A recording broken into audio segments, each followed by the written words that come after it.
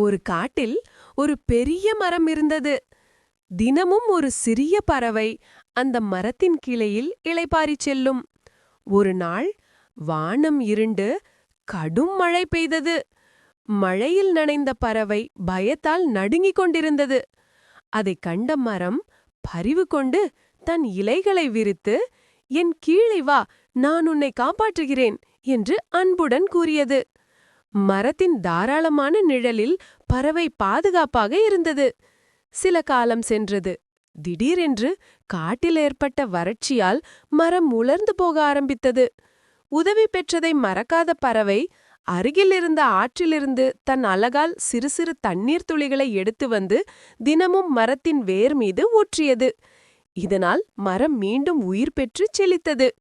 பறவையை பார்த்த மரம் மனம் மகிழ்ந்தது. நீதி: நன்றி என்பது நாம் திருப்பி தரக்கூடிய மிக அழகான பண்பாகும். இந்த ஸ்டோரி உங்களுக்கு பிடிச்சிருந்ததுன்னா லைக் பண்ணுங்க அண்ட் சப்ஸ்கிரைப் பண்ணுங்க. உங்க கருத்தை கமெண்ட் பண்ணுங்க. Okay, bye bye.